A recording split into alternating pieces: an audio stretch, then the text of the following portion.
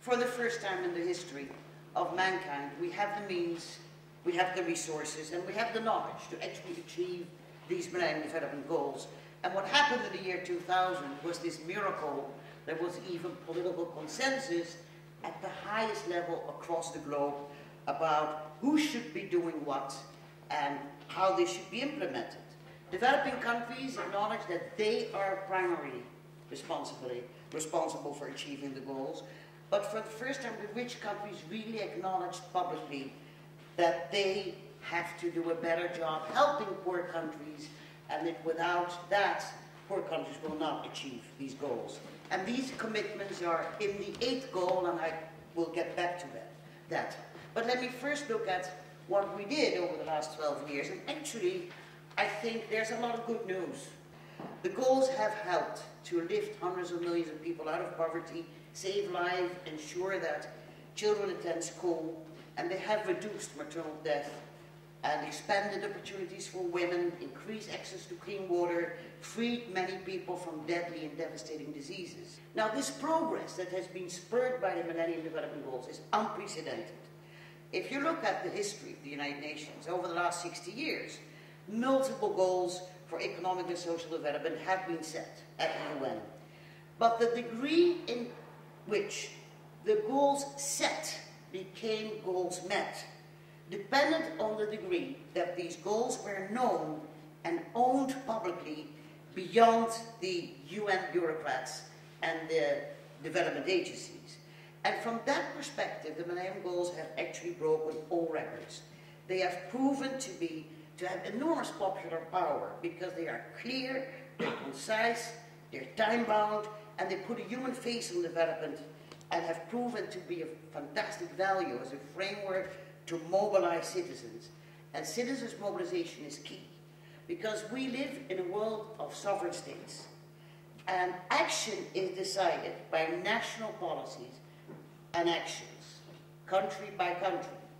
On the first 7 goals by developing countries, and on goal 8 by rich countries. The UN can create a platform, an opportunity for governments to make commitments, but it cannot enforce compliance. The Secretary General cannot send the police to Austria if it fails to live up to the 0.7 that's been promising for decades. It is only the citizens of this country and their representatives in Parliament that can hold their government to account for the promises that they make at international conferences. And governments, both North and South, just need to live up to what they promise internationally. But they will only translate these promises in national policies when persistent and well-organized constituencies domestically demand that. So citizen support for anything agreed at the UN is key. So the key achievement of the Millennium Goals is the extent that they have mobilized public opinion and political support. Now, today, 2.5 years left until we end up in 2015, and you see that the debates already have started across the globe. What do we do after 2015? Now, to me, one thing is clear. Any post-2015 agreement needs to maintain that popular momentum. We should not throw away that enormous capital of public support for these goals. And this brings me to goal 8, because whatever the future framework of the Millennium Development Goals, they will simply not be reached, particularly not in sub-Saharan Africa, if we rich countries don't adhere to our promises.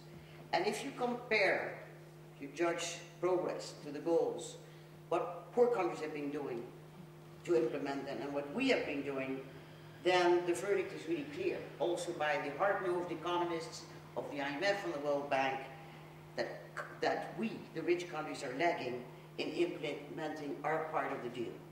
To achieve 0.7 of our national income for aid, to improve the effectiveness of aid, and to help to change the rules of international trade. And I must say, I'm always very blunt and open about this, yes.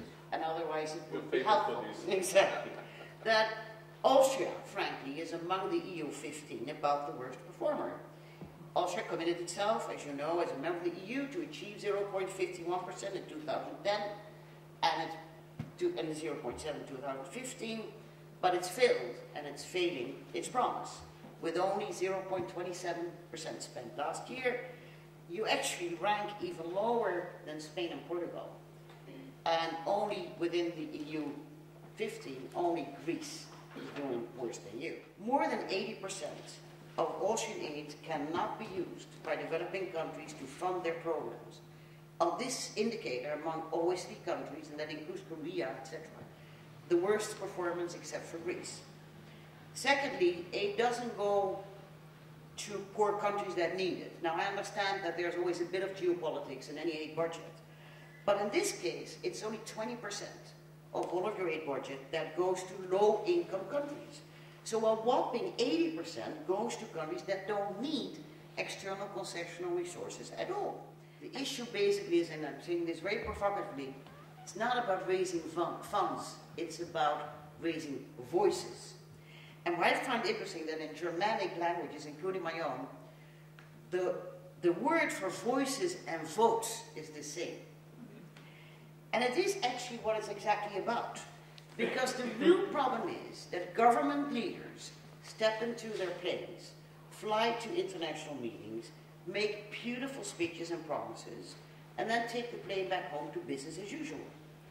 And they get away with it, as long as their citizens let them get away with it. Tell your politicians that you want your taxpayers' money to be spent effectively for poverty reduction, and that you want them to implement these commitments on aid effectiveness, and that you want development aid delivered in a fashion that enables poor countries to achieve these millennium goals, and that you want that aid to go to the poor countries that actually need it, and that you want that aid to be used not for financing Austrian exports.